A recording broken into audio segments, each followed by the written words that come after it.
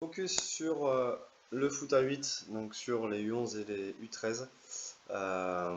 Je fais cette petite vidéo pour peut-être éventuellement vous aider à animer ce système, enfin ce foot à 8 dans un système de jeu. On va parler des systèmes de jeu qui existent sur le foot à 8. Vous voyez là j'ai placé les joueurs en 2-4-1. Vous pouvez également jouer ce système de jeu sur un 3-3-1. Donc voilà, avec deux joueurs sur les côtés, un seul milieu et trois défenseurs donc qui vont peut-être apporter sur une phase de jeu plus offensive un surnombre sur les côtés. Donc voilà les deux systèmes principaux, hein. Après vous avez le 2-3-2, un système qui est un petit peu moins utilisé mais qui peut aussi être mis en place sur le foot à 8. Donc voilà pour le 2-3-2. Et après, vous avez également un système que j'ai appris il y a pas longtemps, euh, le 1-5-1. Donc pour l'animer, c'est un peu plus complexe, je pense. Je ne l'ai jamais vraiment utilisé quand j'étais éducateur sur le foot à 8. Mais pourquoi pas essayer de tenter ce système de jeu. Voilà, moi aujourd'hui, je vais simplement vous parler des différents systèmes et des solutions qui s'offrent à vous. Alors, dans un premier temps, je fais cette vidéo parce que j'ai eu cette discussion cette semaine avec un éducateur avec lequel je travaille. Et donc, effectivement, on a parlé de qu'est-ce qu'on a travaillé à l'entraînement sur le foot à 8 et comment améliorer le jeu de son équipe et améliorer le joueur dans l'animation du foot à 8. Donc, la priorité pour moi sur le foot à 8, donc que ce soit en U10, en U11, en U12, en U13, la priorité pour moi, c'est déjà de savoir, vous en tant que coach, ce que vous attendez dans l'animation de votre équipe, que ce soit offensivement et défensivement. Qu'est-ce que vous demandez à votre équipe? Donc, dans un premier temps, avant de commencer une saison, avant de commencer une séance, avant d'attaquer un match, avant de, avant de faire quoi que ce soit, vous devez vous mettre au clair vous-même sur ce que vous attendez. Donc, c'est-à-dire, si le gardien a le ballon, est-ce que vous attendez qu'il joue directement? Est-ce que vous attendez qu'il reparte court? Donc, si, alors en général, on est sur du foot à 8, donc on va estimer qu'on essaie d'apprendre les bases du football. Donc, effectivement, vous, dans un premier temps, on part sur un 2-4-1, vous devez savoir, quand le ballon va là, vous attendez quoi de lui, vous attendez quoi de lui, vous attendez quoi de lui, vous attendez quoi de l'attaquant, vous attendez quoi à l'opposé, etc. Donc déjà, avant de faire quoi que ce soit, avant de demander quoi que ce soit, avant de parler à vos joueurs, de dire je veux que tu progresses, je veux que tu sois bon, je veux que tu sois ce que tu veux, vous devez vous être au clair sur ce que vous attendez à partir du moment où vous êtes sur une phase de jeu offensive. Donc dans une première phase, conserver, progresser. Est-ce que vous demandez à votre défenseur central d'écarter au maximum pour partir sur un côté et fixer d'un côté? Ok. Est-ce que vous voulez que votre défenseur soit moins écarté pour attirer dans l'axe, pour ensuite utiliser le surnombre ici, voire ici, et aller à l'opposé? Est-ce que vous voulez inclure dans la phase de progression, dans la phase de conservation, un des deux milieux de terrain qui viendrait ici ou qui viendrait ici, et lui du coup veut écarter, et lui comme ça. Donc là on repasse sur un 3-3-1, vous voyez. Donc ça c'est des petites choses comme ça. Faut être clair avec vous-même, faut être clair dans votre projet d'équipe, dans votre projet de jeu. Si vous voulez que par exemple, un des milieux vienne décrocher, lui ou lui, vous êtes sur un autre système de jeu. Et ça, vous devez être capable de l'expliquer à vos joueurs. Donc, vous leur dites, quand on est sur une relance, on se place en 3-3-1 et on essaie de combiner. Est-ce que vous souhaitez que votre gardien participe balle au pied? Donc là, à partir de là, c'est lui qui va être l'élément de fixation, qui va être l'élément déclencheur de la phase de jeu, de votre équipe. Si on part sur un côté et qu'on a fixé lui, vous attendez quoi de lui? Est-ce qu'il doit prendre la profondeur? Est-ce qu'il doit venir décrocher? Est-ce que lui doit fixer avec la balle? Et surtout, les autres joueurs, qu'est-ce que vous attendez de lui à l'opposé? Est-ce qu'il doit être écarté? Est-ce que vous voulez qu'il rentre axe? Est-ce que lui, vous voulez qu'il resserre l'axe? Est-ce que vous voulez qu'il reste écarté et que lui assure l'équilibre? Ou si on est côté gauche, c'est plus le 10 qui va venir fermer l'axe. Enfin voilà, c'est ce genre de choses en fait que vous devez mettre au clair vous sur l'animation de votre équipe. Si vous n'êtes pas clair avec ça, ça va être difficile d'inculquer ça à vos joueurs et après d'avoir des fondations solides. Parce qu'il faut comprendre que votre garçon qui est dans votre équipe, qui a 10, 11, 12 ans, 9, 10, 11, 12 ans, donc sur le public U10, U13, lui, dans sa tête, c'est pas naturel. Vous, peut-être c'est naturel, parce que vous avez une expérience, vous avez joué au football, vous êtes éducateur, diplômé ou pas, hein, peu importe. Hein. Vous avez le BMF, ou vous avez que le CFF, ou vous n'avez pas du tout de diplôme. Dites-vous que dans sa tête, lui, c'est pas forcément acquis d'avoir un circuit de jeu quand lui vient ici, il sait automatiquement le 4 que le ballon va arriver sur le gardien et sur le temps de passe, il ne sait pas forcément que lui, il doit déjà être là. Donc il faut tout ça, il faut l'apprendre, il faut leur apprendre. Mais si vous n'êtes pas encore calé sur votre animation de jeu, c'est difficile après pour le transmettre aux garçons. Donc moi, pour moi, le système, on peut faire un exemple sur le 3-3-1, c'est pareil. Le système de jeu, le foot à 8, pour moi, avant de parler de système de jeu, avant de parler d'animation réelle, enfin de parler de football et de détails vraiment spécifiques, déjà mettez en place ce que vous voulez dans votre animation, ce que vous voulez que vos joueurs fassent. Voilà, donc si par exemple un 6 mètres sur le 3-3-1, c'est souvent ça qu'on voit. Sur le 3-3-1, on va mettre un 3-3-1 en face, comme ça il y aura égalité numérique sur chaque poste. Le 3-3-1, donc on est d'accord, c'est placé souvent comme ça, hein, il n'y a pas de fermeture d'axe, il n'y a pas de... à cet âge-là, enfin si en U13, oui, mais voilà, globalement on est placé comme ça. Déjà, première question, sur un 6 mètres à 9 mètres, vous attendez quoi de votre numéro 5? Par exemple, qu'est-ce qu'il doit faire sur un 6 mètres du gardien?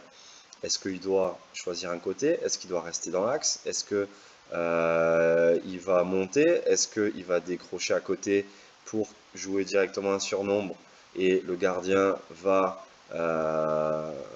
faire un déplacement? Est-ce que on prend ce risque de faire un 2 contre 1 ici? C'est ces questions-là déjà que vous devez mettre au clair.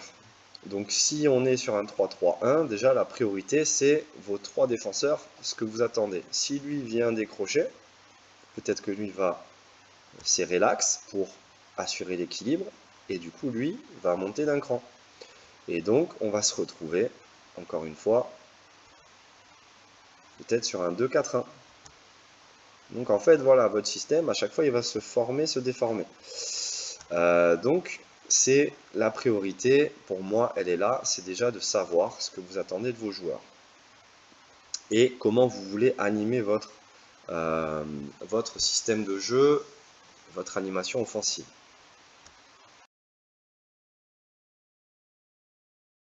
Maintenant, effectivement, si on est placé sur un 3-3-1, quand l'action va démarrer, imaginons que vous avez trouvé cette passe-là. Également, qu'est-ce que vous attendez de vos 3 attaquants, de votre milieu de terrain? Est-ce que, alors pour moi, le 3-3-1 est intéressant dans l'utilisation des côtés. Donc pour apporter, donc on va chercher plus une phase de jeu fixée renversée ou utiliser le dédoublement, etc. Mais effectivement, un milieu tout seul, on va peut-être pas demander à notre équipe de axer le jeu sur l'axe, sur le milieu de terrain. Donc on va plus utiliser les côtés. Donc c'est là en fait où quand le 5 touche la balle, lui il va avoir un comportement en rouge. Vous attendez quoi du 4? Et si le 4 avance, que doit faire le 7? Que doit faire l'ailier droit? Donc c'est toutes ces questions-là que vous devez comprendre, que vous devez mettre en place avec vos joueurs avant de faire quoi que ce soit. C'est est-ce que vous voulez que votre ailier rentre intérieur pour apporter un jeu à 3 ici, un jeu combiné, et après on va faire appui, soutien, jeu dans la profondeur pour le latéral. Est-ce que c'est vos latéraux qui prennent la profondeur? Est-ce que vous voulez que vos latéraux restent en place et c'est les ailiers qui vont prendre la profondeur? C'est ces questions-là que vous devez répondre. Ce qui est sûr, c'est que les principes importants à développer chez vos joueurs en U10, en U11, en U12, en U13, ils sont simples. La priorité, c'est donc l'utilisation du ballon et le mouvement sans ballon. Donc à partir de U10, on peut commencer à travailler sur le mouvement sans ballon.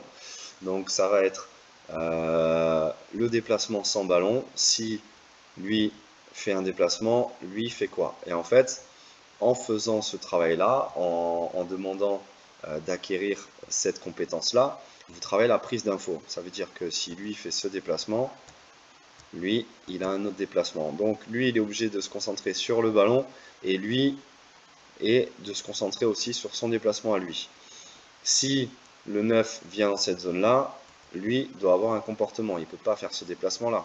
Okay, et souvent, en fait, en U10, on voit ça. C'est qu'on envoie un ballon et le ballon est là et il y a 2 joueurs dessus. Donc, en fait, c'est ça que vous devez développer chez eux. C'est le déplacement sans ballon. Le déplacement sans ballon, mais pour moi, le déplacement sans ballon, il va se travailler quand vous serez, vous, au clair sur ce que vous attendez. Quand le défenseur central a le ballon, je veux que toi, tu fasses ça, que toi, tu rentres intérieur et que mon latéral avance. Okay, pour chercher cette relation. En fait, vous devez travailler ça à l'entraînement. Je veux qu'on touche l'attaquant pour ensuite jouer le latéral et après, on joue un 2 contre 1 ici. C'est ça en fait que vous devez apprendre à vos joueurs. Après, vous avez l'expérience des matchs, vous savez comment ça se passe sur un terrain.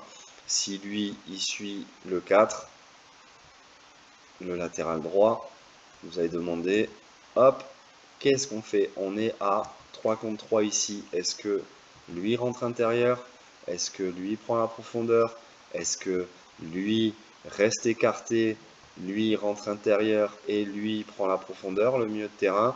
C'est toutes ces questions-là que vous devez éclaircir avec vos joueurs. Et donc, voilà la principale, pour moi, question, la principale force de votre équipe, si vous voulez améliorer les compétences de vos joueurs, c'est d'abord de mettre en place un projet de jeu. De mettre en place un projet de jeu. Donc, projet de jeu, ça peut paraître un mot fort et on peut se dire, on n'utilise que sur les grands et à cet âge-là, il n'y a pas besoin. Mais si vous demandez des choses précises à vos joueurs, ça va être plus facile pour eux d'acquérir des compétences. Et donc, effectivement, et en tant que joueur aussi, en tant que papa, en tant que joueur de cet âge-là, vous pouvez aussi apprendre à faire en fonction des autres et en fonction de votre coach. Vous pouvez demander au coach, mais voilà, mon fils joue ailier droit, tu attends quoi de lui quand le 5 a le ballon? Si le 6 a le ballon ici, que doit faire mon fils? Ou qu'est-ce que je dois faire quand je suis ici? Est-ce que je dois prendre la profondeur? Est-ce que je dois resserrer axe pour libérer l'espace? Etc. Toutes ces questions-là. Donc en fait, que vous soyez parent, éducateur, joueur, toute l'animation de votre équipe dépend de ce que votre coach demande. Et en fait, vous allez voir que si vous êtes au clair sur ce que demande, sur la façon dont votre équipe joue, plus après, vous allez pouvoir valider les temps de passage. Les temps de passage, c'est en U10, on doit valider une compétence, la prise d'info. On doit être capable, sur le contrôle, de voir si son adversaire vient sur vous et qui je peux trouver en suivant. Donc, prise d'info sur le ballon, sur l'arrière gauche, sur mon coéquipier. Est-ce que je peux rejouer avec lui? Est-ce que au moment de la passe, il est plus disponible? Je peux plus rejouer avec lui? Ça, c'est la prise d'info. Donc ça, c'est la base du travail sur cette génération, sur cette catégorie-là. Par contre, plus on va avancer dans l'âge, plus on va aller sur U11, U12, plus on va dire, ben, prise d'info, c'est on a fait circuit numéro 1, latéral gauche, ailier gauche. La prise d'info, c'est ok, on a fait tac, tac, tac. Lui, il sait, prise d'info, que quand on est dans cette configuration-là, dans ce circuit de jeu, de circuit de passe, moi je dois prendre la profondeur. Lui, il doit venir décrocher. Donc ça, c'est de la prise d'info aussi. On travaille le déplacement et la prise d'info par rapport à une phase de jeu qu'on a travaillé à l'entraînement. Et donc, ça crée dans le cerveau de l'enfant, ça crée un schéma et il va pouvoir le reproduire plus facilement et donc il va acquérir avec l'expérience des matchs, avec l'expérience de l'entraînement. Hop, le 5 décroche ici, lui il avance. Si lui il avance, je viens dans l'axe. Si lui vient dans l'axe, lui décroche. Si lui décroche, lui est disponible plus sur un couloir opposé. Par exemple, si lui ne décroche pas, lui vient écarter. Si lui réagit comme ça, qu'est-ce que je fais? Si lui réagit comme ça, qu'est-ce que je fais? Si lui réagit comme ça, qu'est-ce que je fais? Là. En fait, c'est ces questions que vous devez répondre euh, à vous d'abord, et après pour les offrir à vos joueurs. Et vous verrez que si vous avez mis au clair ce projet, si vous avez mis au clair vos idées, parce qu'il n'y a pas de mauvaises idées forcément et de bonnes idées, hein. Là, je vous ai montré des phases, des schémas de circuit de passe. Peut-être que vous en avez d'autres qui sont peut-être justes. Mais en tout cas, voilà. Si vous voulez parler de foot à 8, d'abord, dans un premier temps, savoir exactement ce qu'on attend de ces joueurs. Moi, je suis plus maintenant sur le 2-4-1. Je pense qu'il y a plus d'équilibre sur ça. Et je pense aussi que dans l'animation, surtout à partir du foot U13, à partir des U13, il y a des grosses possibilités qui peuvent s'offrir sur le 2-4-1, notamment la fixation axe et le dédoublement avec le 6, ici. D'accord? Si on a combiné d'abord ici que le 6 est au départ du ballon, il donne 9. Il donne au 9 qui rejoue, et sur le temps de passe, il est déjà là, il joue avec le 7. Il est là, le 11 peut se faire avoir. Hop, ok, et là on cherche profondeur. Voilà, toutes ces petites questions que vous devez mettre au clair dans votre façon d'aborder les matchs, dans votre façon de construire le jeu de votre équipe. C'est aussi simple que ça. Moi, il me paraît primordial que les principes d'acquisition des joueurs sur le foot à 8, c'est la prise d'info, le déplacement sans ballon, donc le mouvement sans ballon, et après, dans les circuits de passe, travailler les circuits de passe avec l'utilisation, hyper important, du gardien. Le gardien fait partie entière du foot à 8 pour moi. C'est une clé. Alors après, vous me direz, bien sûr, j'ai pas un gardien qui a un bon pied. Mais ça se travaille, il faut être patient. Je sais que souvent à cet âge-là, si je choisis d'être gardien, j'ai 9 ans, je choisis d'être gardien parce que j'ai pas de pied droit, j'ai pas de pied gauche, donc je vais tenter gardien. Mais il faut être capable de le faire travailler, de lui apporter la confiance et de lui expliquer aussi, n'aie pas peur, garde le banc dans les pieds.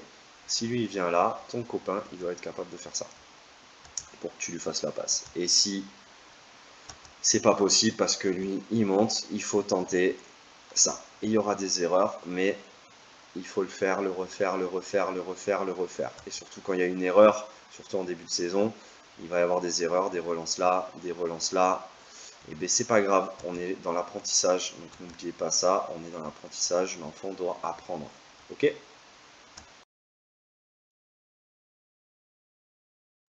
Voilà, donc on a terminé sur cette animation du foot à 8. Je rappelle, principe très important sur le foot à 8, la prise d'info et le jeu sans ballon, le mouvement sans ballon essentiellement. Après, à partir de U13, effectivement, U12, U13, on commence à parler d'autres éléments. On va parler ben, après, c'est toujours dans le même principe, hein, c'est le projet de jeu, c'est ce que vous demandez à vos joueurs. Le principe de dédoublement, le principe de fixer renversé, le principe de jeu, du jeu combiné pour chercher la profondeur, etc. Ça après, c'est des phases de jeu, des principes de jeu que vous allez mettre en place avec vos joueurs. Mais les acquisitions, elles sont là. C'est prise d'infos, jeu sans ballon, et puis la prise d'infos va amener également des choses supplémentaires après dans tout ce qui est anticipation du ballon suivant. Donc si on fait la passe au 9 et on sait que le 9 joue en déviation, ça c'est de la prise d'info aussi, hein, de savoir que son 9 est capable d'envoyer un ballon à une touche ici, c'est de la prise d'info. On développe tout ça, on développe la prise d'info. Et donc ça c'est l'anticipation qu'on va faire. Donc on va travailler également l'anticipation sur la prise d'info. Et le fait de travailler ça, ça va faire progresser votre équipe. Il y a une dernière chose qu'on peut travailler à partir de U12 pour moi, qui est importante, c'est la transition. Donc la transition est de plus en plus fait de plus en plus partie du football, on en parle de plus en plus. La transition, c'est je perds le ballon, qu'est-ce qui se passe à la perte de balle? Ça, on va commencer à le travailler sur U11 en fin d'année, U12, U13. Donc après la transition, pareil, je récupère le ballon, par exemple long ballon, le 6 récupère, il se passe quoi derrière la transition? Ça fait partie de la récupération et de la perte de balle. Donc qu'est-ce qui se passe quand on récupère la balle? On était placé en 2-4-1 en phase défensive, on récupère le ballon, qu'est-ce qui se passe? On perd la balle, on est en 2-4-1, qu'est-ce qui se passe? Est-ce que lui sort dessus? Est-ce qu'il reste en place? Est-ce que c'est le 9 qui sort dessus? Toutes ces questions que vous pouvez commencer à parler à partir de U11, U13, voilà.